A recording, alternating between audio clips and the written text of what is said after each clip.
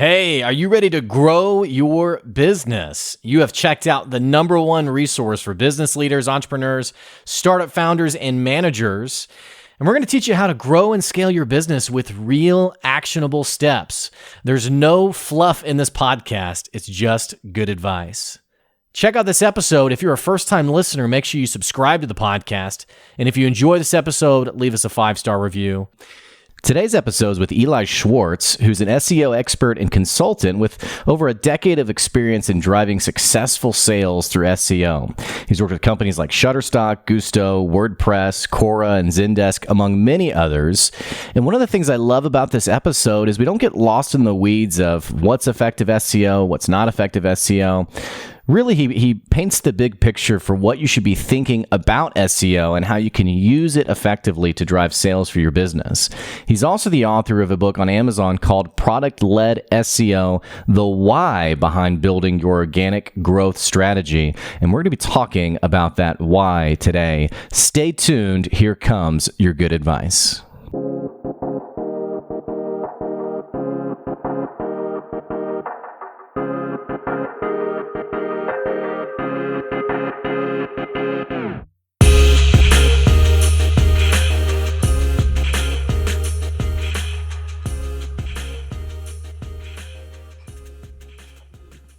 Hey, welcome back to another episode of the Good Advice Podcast. We're going to bring you some good advice today on a topic that I'm particularly passionate about.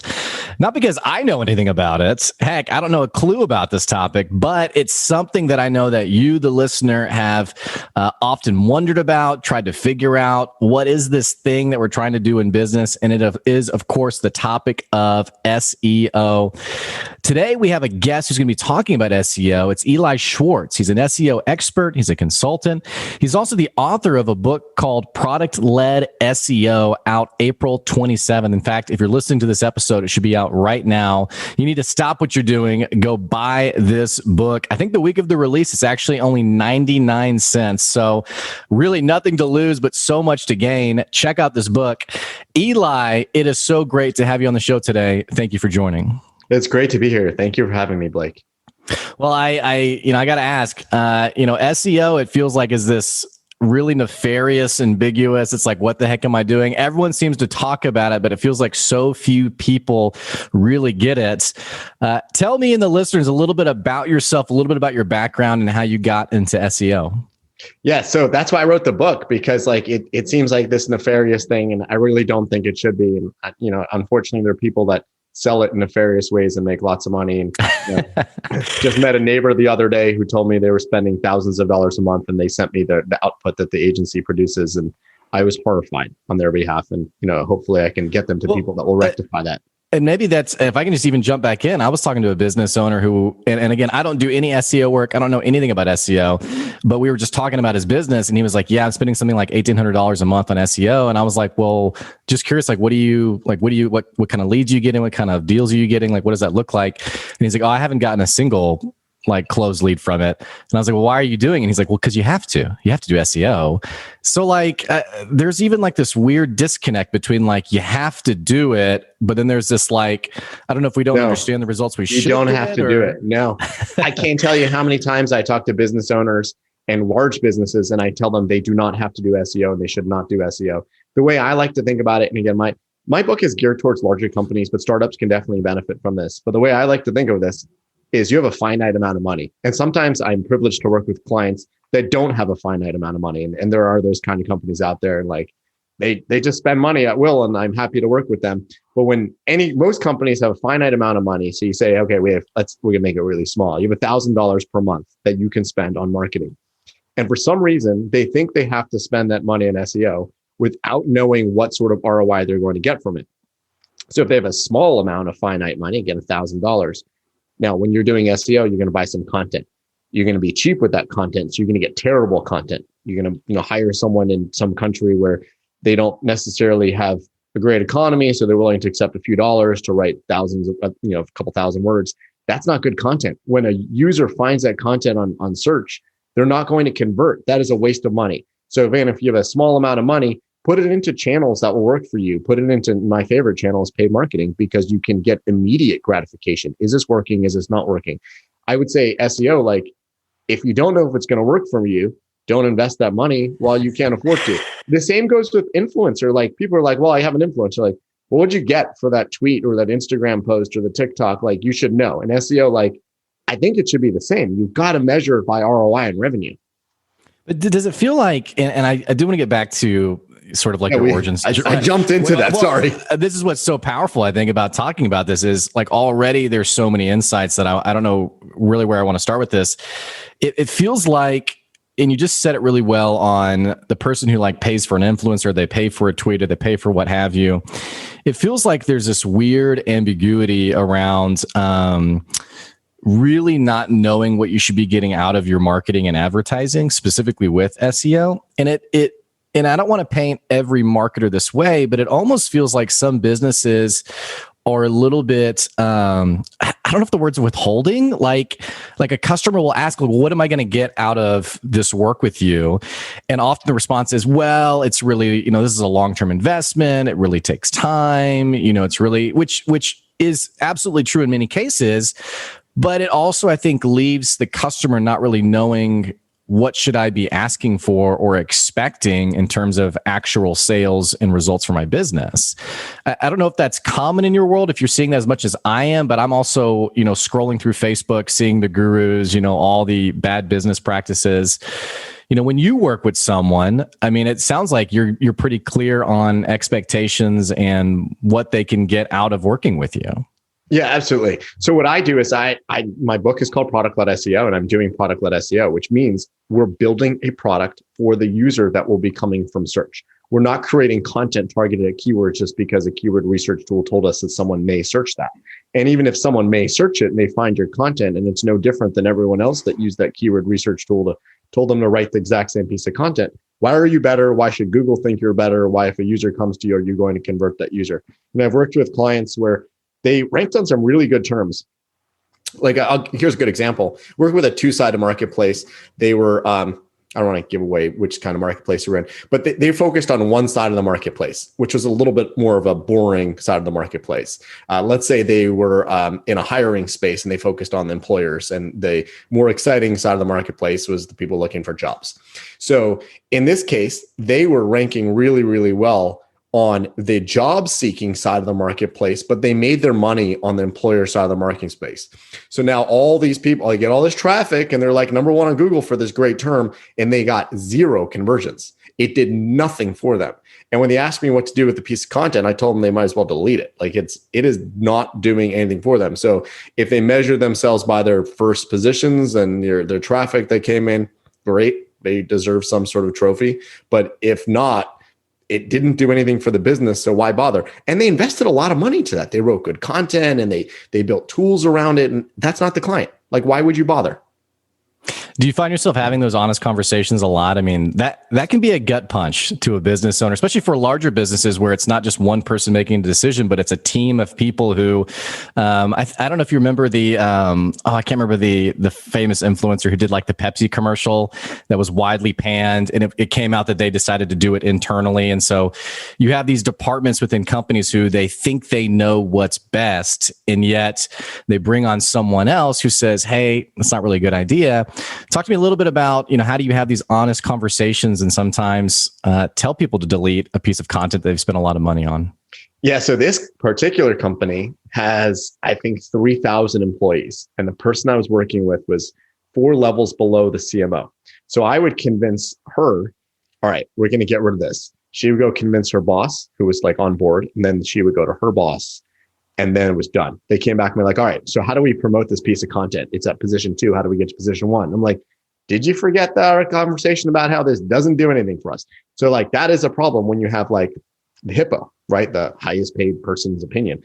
Or is it paid or whatever that. I've never heard this before. I'm totally going to use this though. This is great. Oh yeah, hippo. This. So yeah. Like, and we didn't talk about my background. I even got to it. But yes, my background was working in companies and discovering that hippos had terrible ideas. Like, what I like to do, and again, I focus on the product instead of just writing on content, understand the dynamics of the organization. And I typically work with bigger companies. So you have this person, you have this C-suite person who feels really strongly that everyone needs to find them on Bing. and you need to invest a ton of money on Bing. So you need to tell this C-suite person that you're going to accomplish that while realizing that is not how you're going to get a bonus. Because at the end of the day, the C-suite's not stupid. They just kind of sort of think that that's a good idea. So I have this in my book. It's like, how do you satisfy both requirements? Actually making money with the efforts you're putting out there and also getting the C-suite off your back. A bigger problem I have is like, when I've worked with multiple public companies and they're amazing, but they have to forecast. So when you create like this channel acquisition strategy from SEO, they don't want like, I think it's going to do well. You kind of have to give a number that they're sort of going to give a number to someone else. And then that ends up in a Wall Street forecast. And they don't want to hear a click curve. I'm familiar with the click curve, which is like, position 2, this is the click-through rate. They want to hear like, here's how much money I'm going to create from SEO. And they don't want to know at all how that sausage is made. So that becomes part of the challenge. And like when I work with these bigger companies, yes, I'm doing those tactics, but those tactics have to roll into a strategy, which ends up being the same strategy and the same measured effort that every other channel does. Like my favorite kind of companies that really, really get this kind of things are the ones that spend multiple $1 million per month on paid marketing. No one spends, and I'm talking about like search paid marketing. No one's like, well, what did you get for your search paid marketing? I spent $2 million. And like, well, look at how many first positions we have on Google. Anyone that wants can click. They're going to want to know like, okay, they clicked and then what happened? So I think organic needs to be measured the exact same way. So when I have those conversations with people that lead those teams, that they suddenly get it. They're like, oh, I get it. Like, why would I spend $2 million to just brag about my positions? Moving over to SEO, why would I care only about positions? I need to know revenue. And just a little tip for, I don't know if you have any, agencies or consultants that listen to the podcast. I always do top down and use the biggest number first in order to get more budget for SEO. Whereas many SEO agencies and even employees, they use the lowest number, which is right now you spend $0 whatsoever on SEO. I'd like to suggest you spend $1,000 and buy this new content. And immediately, the person you're asking the budget from throws up their hands and they say, no, we spend $0. What am I going to get for this $1,000? But if I start top down and say, well, look, you spend $2 million a month on paid marketing. I'm just asking for $1,000. Can we try 1,000? And the yes couldn't come faster. So like, I have been very successful within companies. The larger they spend on paid marketing, the more I can peel off. Like there's a company I'm working with right now. They spend $10 million on paid marketing. I just had a conversation with them. We talked about how many content writers they can get. And I said, well, we could probably start with 3 content writers and help them chip away at some of the library of content we want to create. And the person actually said to me, can we get 300? Like, no, like logistically, that sounds crazy to onboard 300 people at the same time, but you're spending $10 million on paid marketing. And what's 300 content writers? And these are contractors. Like, what's that going to cost them, in comparison to that $10 million on paid marketing? Drop in the bucket, right? So like, that would be my tip for anybody looking at approaching these things. But more importantly, they are the same channel. So it is fair to use that number and say, here's what you pay for on search. Here's what you're going to get. It's not free because it's an investment, but here's what you're going to get for free clicks on search. So that's the way I like to approach that. Well, you're talking about it's interesting because we're talking about not just like doing the work that you're gifted in, but also all of the added complexities of like negotiating and really like winning over decision makers. Talk to us a little bit about your background, because it sounds like you have a knack for this, and it is something that I think many of us in business have to learn how to do, because as we just heard from you, it's not enough just to be able to be good at what you offer. You do have to be able to do all these other things when it comes to your clients. What's your story? What's your history? Yeah. All right. Now we're getting back to that. Yeah. The first question, we finally got back to it. So I started my career in online marketing at a company called QuinStreet, which is their lead generation company. And they sort of plugged in between people that knew how to drive traffic and people that knew how to, and people that wanted to buy that traffic and that they created. So for example, I was there in 2006 to 2008. And at the time, there were a lot of mortgage companies and banks that are no longer in existence that they were very, very excited by buying the worst credit leads possible. Like if someone had no job and they wanted to buy $1 million house, that was a very valuable lead. Unlike someone that had great credit and a job and wanted to buy an affordable house, there's like, well, we'll take that for free. So, and then I worked with these websites. They knew how to drive the traffic. They knew how to rank on terms. So I'm working with these sites, And I knew a little bit about SEO, and I see these people and they were absolute geniuses at building websites and ranking them on Google. I wanted to copy everything they did. So I read everything they did. I reverse engineered those sites, and I started calling myself an SEO and applying for SEO jobs. And, luckily someone took a bet on me and thought that I actually knew SEO. I get a job at a startup, and our goal was it was an automotive content startup. Our goal was to build and rank websites for every single car possible. So a little known fact at the time, possibly still true, the most monetized space on the internet after porn is automotive. Because if you think about it, like, there aren't that many things you're going to buy directly from the internet. You may buy a house, right? You'll do some research, but you're not going to go and fill out a lead and then buy a house. Right. Whereas automotive, average car, $20,000, $30,000. You do that research, fill out a lead, you go to a dealer, and like, that's a very expensive lead. So company I was working for, they were really trying to tackle that space. There was only 2 market leaders at the time, Edmunds.com and KBB. And our goal was to be number 3. And we achieved it. Through SEO, we achieved that goal. And then Google decided we didn't do it right, and they took away 80% of our traffic in one day. So that is sort of how I got my master's in SEO, by like losing all the things I'd done prior to that event. We bought links, did everything dirty, all the shadiest SEO tactics, made tons of money from it. And then we lost our traffic. And I learned for the next 2 years how to build really great traffic back, build authoritative websites, great technical SEO. And, from there, I was sort of off and running with, being able to do consulting. I left that company after about 4 years, went to SurveyMonkey, where I was very fortunate in that the company was very, very new.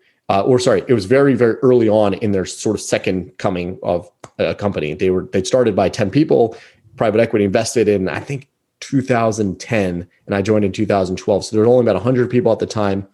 Great brand, no traffic, no organic traffic. Just all SurveyMonkey, people Google the word SurveyMonkey. So website translated into 16 languages, no rankings whatsoever globally. And I learned this process of like how to build SEO within a big company. And I have these stories in my book where I had great ideas and best practices, and I'd go and bring them to the engineers, and they would say, "No, we're not going to do that. We're not listening to you. You have no idea what you're talking about." And that is how I learned the processes of navigating and negotiating and getting people on board, and finding out when a best practice is not a best practice, and how I can get things aligned, and learning words like roadmap. Prior to that role, I was at a startup. When we wanted to do something, we needed to launch something new. I shouted it to the engineer, and then the engineer did it. And then we waited for the result. When you're at a bigger company, you explain, you pitch, then they say, well, that's something we're going to put on the back burner, right? Back burners are terrible places to be. Or, you go and tell someone, and they go tell someone else, and before you know it, your thing is gone. So, working at SurveyMonkey, I ended up with some really, really amazing consulting gigs where that was the challenge. Everyone sort of knew what they needed to do, but they couldn't actually do that. And, I've been privileged to work with some amazing companies where they are only able to be successful in SEO because they can bring people to the table. They can, convince others to join the effort. So many times, everyone can point at something and say, well, this is not ideal. We don't rank well on Google, and we'll just leave it like that. The company I'm working with right now, they have a terrible website infrastructure. So every time a team wants to do some sort of new initiative, they make an actual new domain.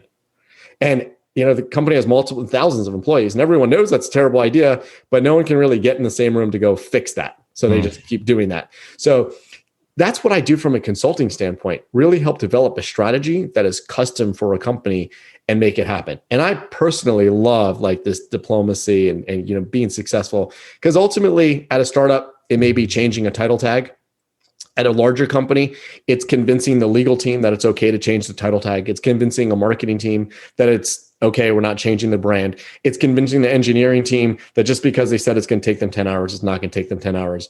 And then QA, there are all those different processes which actually all have to happen. So yes, the end of the day, I can look back and say it took me 6 weeks to change a title tag. But if not for me doing all this, that title tag would not have changed. That's it. All the bigger companies I look back at, we didn't accomplish a lot, but no one else was going to accomplish anything either. And again, I love this stuff. I was at a meeting 2 weeks ago with a client, title tag changes with the engineering team, and the lead engineer, the end of the meeting was like, this sounds great. Come back with changes and we'll schedule another meeting. So now we're talking at a smaller company. The meeting would have been over and that would have been executed on. At this bigger company, it will be at least 4 to 6 weeks before they do what is a little thing. So for startups out there, and then one of the reasons I don't end up consulting with a lot of startups is I can't add value. I tell them what to do, they do it, and then they're like, well, when do we get our results? And I'm like, now you sit and wait. With larger companies, I tell them what to do, and then I tell them what to do, and then I tell them what to do, and then they say, okay, it didn't work. What should we do? I'm like, you didn't do it. We have to go do it. Mm-hmm. So like, or like I said earlier, that example with we had the wrong content. I can tell them, and then the boss comes in and says, no, I really like that. Let's continue to invest there. So again, that's my thing. I love the corporate, marathon, but other people, they despise it. Yeah. So it never exhausts you having to because that example is so true in the corporate world of the 4 to 6 week timeline and then meetings after meetings. I think it's Seth Godin or someone who has the book Death by Meetings, where it's just like we have to have a meeting about the upcoming meeting or, things like that. First of all, I think it's incredible that you are so gifted at it, but I'm amazed that you don't get exhausted by it or tired at it. It sounds like you get excited over it, which maybe you're just like a masochist or something. I don't know. Okay, well, one little secret. I do get paid on retainer. So the longer it takes them to do these things, they usually keep me on. The second piece is like, at the end, when they launch these things, I'm able to look back and say, this is how we got there. And I'm not an SEO agency. I work by myself and I have a couple of people that help me and don't ever intend to be an SEO agency. Well, most SEO agencies do. And now we're going all the way back to the beginning of the podcast here. Where you asked me about nefarious work. Most SEO agencies, because they're not able to get anything done because they're not within a company, they're deliverable based. So their deliverables are, here's your content roadmap. This is the content you should go produce. Their deliverables are, here are the links we built, not whether those links matter, or they give a report. Here's how your traffic is. Whereas I'm not deliverable based. I'm embedded within a team with the larger companies I work with. I'm on their Slack, and some of them even send me a laptop for security reasons. They want me to only use their laptop. Like, I'm embedded with the teams. I try to understand the culture. In some of the biggest companies I'm in, I have more data access than some actual employees, because when I get onboarded, they give me data access. Some other employees, they don't even know who to approach. So I become that conduit. And I meet all the other employees within the company. And again, there are thousands of employees, and I become that internal SEO expert. So no one else would ever be able to accomplish that unless they're in the company. And again, like SEO agencies, they're only going to be deliverable based unless they embed someone within that company. So it doesn't tire me, because I'm accomplishing things at a snail's pace. And just an example of a nefarious SEO agency, one of the clients I worked with, I asked them about content and just trying to get onboarded and seeing what they'd done in the past. And they showed me a Google Drive of content that an agency had produced for them that they paid $2 million for. So $2 million worth of content in a Google Drive. They never published it. The contract with the agency was to create the content. They couldn't publish it because there was no counterpart. This company didn't even have CMS. They had no way to put that content on the web. And the best thing about large companies, I don't know if you've ever worked in, is no one's responsible unless they're responsible. So no one got fired over the $2 million because they just moved on. It's like someone else had done it. They weren't at the company anymore. So it's like, well, that was a waste. And I'm sure that they don't even know where that Google Drive is now. When all those people leave, someone's gonna be like, hey, why do we have this Google Drive of 1,800 pieces of content? No one will know. But at a startup, you'll never do that. You spend $2 million on content, you're going to be checking in with the agency every day and be like, did we make money? Did we make money? Right? With big companies, it's like, oh yeah, that was 2018's initiative. We're done. This is what we're doing for 2020. And I find that with my own consulting, it's sometimes I get, fired by a client because they're just bored. They wanted to move on to the next shiny object, and that's okay. And, what I find is if SEO is a problem, they come back. But if they don't, I can't convince them that should be their passion and that should be their shiny object. Well, it's amazing. It almost feels like, and I don't know if every SEO company who does this is purposely doing it in a malicious way, but I think many companies do recognize that shiny object, that deliverable, is really exciting sometimes. I was hiring an SEO company, and they gave me, it was an executive report on some company they had worked with in the past. And they had this, they had charts on charts on charts. Here's all the things we've done for this company. But they had this graph with this linear line. And in the middle, they had a a vertical line saying like, this is the date we began working with this company, and here's how their company like grew in revenue or whatever afterwards. But the problem was it was a linear line, and so I was just pointing out, I was like, well, I was actually just growing normally before and after that point. And I asked him about it. I was like, what's going on here? And he was like, well, the line clearly shows that it went up after we worked with them. And I was like, yeah, but it was already going up beforehand. And he was like, yeah, but it kept going up instead of like going down. I was like, but why would it go down? And the point that I'm getting at is I find myself in these conversations where, and again, I don't know if it's intentional or not, but where people are sort of profiting off of misconceptions that people have, or not even just misconceptions, but a lack of an ability to interpret data or understand numbers or understand really how things are working. And so something gets pulled over them because they're like, oh yeah, the number did go up. That's great. I should hire you, when really the company's not doing anything at all. I'm curious what kinds of misconceptions you find yourself having to educate your clients on and, lovingly correct them on and help them understand better, especially when maybe in the past they have worked with a company that has led them astray, so to speak, in terms of how things work in the SEO world. Yeah, there are a number of things. So like, again, I don't think that the SEO agencies are necessarily bad people and nefarious themselves, but the way that they're judged they're judged on deliverables, and they're judged on quantitative aspects rather than what SEO should be, which is qualitative. So one of the things that many SEO agencies do is they give page speed reports. So I worked with a company, they're an analytics company. They've raised hundreds of millions of dollars. They have a snippet of code on tens of thousands of websites across the internet. And before they hired me, first of all, I wasn't that successful with them. Many times I'm not successful with companies because they're actually able to build anything. But before they hired me, they'd worked with a large agency, one of those, big 4-letter agencies. And that agency, I saw their proposal. One of the things they said was wrong with this company was their page speed. Now, keeping in mind that this analytics company had a snippet of code on thousands of websites across the internet, they did not have a page speed problem, right? They couldn't have a page speed problem, or all these companies wouldn't work with them. But on like some sort of metric, they were red, right? When they measured page speed, they were red. That is not the way I believe page speed works. I believe that Google is trying to incentivize people to make their websites faster. When you're slower than your baseline, and whatever your baseline is always going to be your competitors. When you're slower, they may take you out on mobile only, on slower connections only. But just to say you're red, you're bad, you're yellow, you're sort of okay, green, you're in the right territory. That is, again, an analytics company spends, they have data centers with their snippet. What are they supposed to do? Like spend more millions of dollars to get more data centers? Like, this is not something that's fixable. So that's one I've seen people take advantage of. Another one is links. So links are really, really important in the Google patents of how the Google algorithm should work. And just a quick overview. What Google did differently than any of the other search engines in the early 2000s is the other search engines were basically phone books.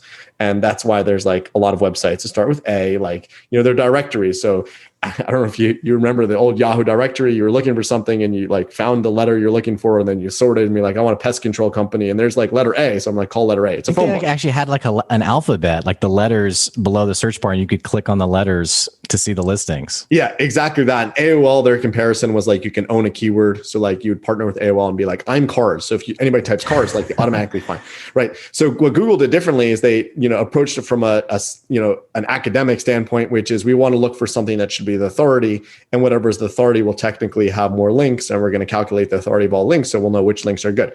So that's the year 2000. That's the late 90s. It's now 2021.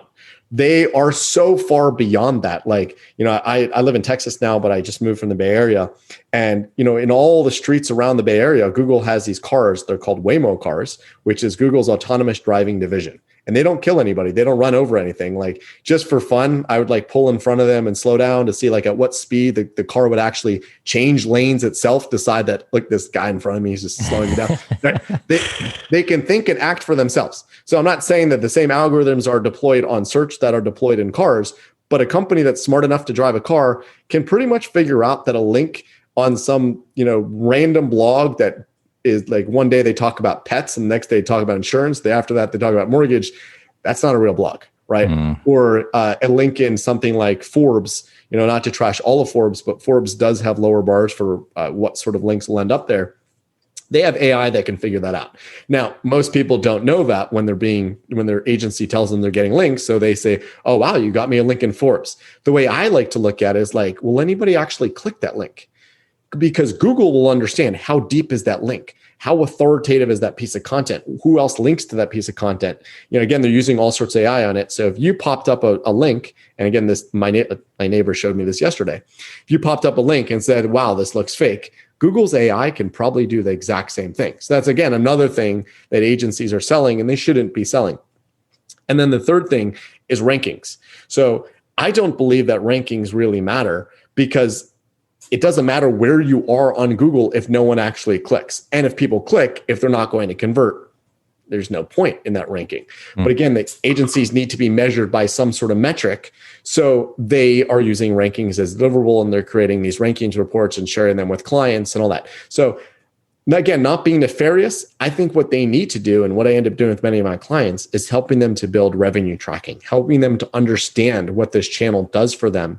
And then from there, you create a strategy around driving more revenue from organic search. But without that, if all I would do is share rankings with them, so great, they're visible, but they're not going to drive any revenue.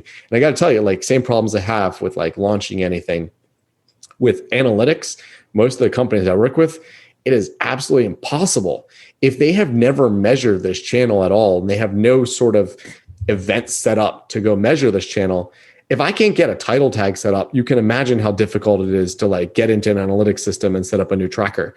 And it could be months. And all we're doing is they're like, well, how do we know that this is working? And I have to like really guide them to the point of like, I think it's working, but we have to build the analytics. So, when it comes to analytics, Google and Facebook are really good at showing that the click that they drove and that you paid for turned into something, because they want you to do more of that. On organic, Google's not really going to help you do that. So you have to build that on your own. And that is not easy. No, and I especially for a smaller business owner who maybe doesn't have those systems and tools in place, I think it is really challenging. But you've really got me thinking. I'm a small business owner, and I was just on a call with an SEO agency literally less than a week ago, and we weren't talking about my business, but we got on the subject of my business. And it's funny what you just said, because he said, yeah, your number one priority should be getting links for your website, just wherever you can get them, however you can get them. And so you mentioning like one of the most common things that SEO agencies recommend, I'm thinking, yeah, that's actually exactly what was just recommended to me. And it almost feels a little gimmicky in the sense of, okay, because it's a deliverable. It's something they can email you and say, we did it. Now you have to pay us. Well, because I'm thinking like, okay, so now my strategy for growing my business is getting the website linked in as many places as possible. And I get it in some ways, but in other ways I'm thinking about, and I love what you said, really drilling in on those actual revenue channels, which seems to make a bit more intuitive sense. And yet you have these agencies who are saying, no, you got to get the more links, you got to get more, higher on the rankings, et cetera. So I think you've done a good job nailing some of those misconceptions and those common recommendations from agencies. Yeah. And again, it's because they need to give a deliverable. Not that they're trying to do anything bad, but like, I work with my clients and sometimes they're like, well, what did you actually do for us? And like, I'll be like, well, I sat on Slack for 6 hours and I attended this meeting, and, your legal team threw up like red flags because they were on a power trip. Like, that's what I did. Whereas like, if you don't have the opportunity to do that, then you can be like, well, what I did was I got you 60 links that no one's going to look at. And like, there's a marketplace for that. Those 60 links they like paid somebody else and like, planted them on some sort of network. Back in the day, Google had AI to identify this. They penalize you for it and be like, well, it looks like you're doing bad linking. Now they don't really, they just ignore it. It doesn't count at all in the algorithm. It is absolutely quality over quantity. Well, Eli, this has been an incredible episode. You've got me thinking about a lot for my own business. For people who are listening, who are thinking about, okay, where do I go next? What do I do next? Maybe they want to chat with you, learn more from you, especially buy the book from you. What does that look like for them? So I love being found on LinkedIn. That's where I have my own site, elischwartz.co. I'm optimized for only one thing. I'm optimized for myself, right? Like, I don't think anybody should hire an SEO agency because they're number one for SEO. Like, I think I do well on like the term international SEO, but don't hire me because like I do well for that term. you should like do all your research. And we're way past that time where like you Google me, like, I want pizza. Oh, number one for pizza, I'm going there. Right. Like that doesn't make any sense. So find me on LinkedIn, find me on my site, buy the book. I love talking to people and learning about things they're doing. If someone's early on and, not in a large company, by all means, like I think my book can help you think about how SEO should work for you. The tactics, I don't think a lot of the tactics have changed in 20 years. Every time an algorithm update happens, the tactics don't change. You're still creating great content. You're still doing good processes for users. This isn't whack-a-mole. Like Google's actually improving and going in a direction of better AI. And I think the direction Google wants to go is as if all of Google was human curated. So just imagine that, like that's the direction you want to go, not like finding some sort of loophole that Google will eventually close. So I think my book applies to everyone. I did, spend a lot of time talking about my own career, which is on larger companies, but I think the thought processes work for anyone and everyone that has questions around SEO. No, that's great. And where will the book be available? On Amazon, and I think anywhere else books are sold. Sounds great. Eli, thanks for joining today. I appreciate it. It was great to be here. Thank you so much for having me, Blake. Hey, for the listeners, absolutely check out that book, Product-Led SEO, available on Amazon. And again, on the week of April 27th, it's going to be available for 99 cents. I'm going to buy a copy. And if you email me, I'll even buy you a copy up to a certain number of my listeners. So send me an email, blake@goodadvicecoaching.com, and I'll send you a copy as well. Also, if you enjoyed this episode, what the heck are you waiting on? Click that subscribe button. Or if you're on Apple Podcasts, click that follow button so you can keep getting good advice wherever you are. And hey, don't forget, we are on Patreon. If you want to support the podcast or even get your business recognized and advertised on the podcast, you can go to patreon.com/goodadvice. As always, thanks for the support. Thanks for listening. We'll catch you later. See ya.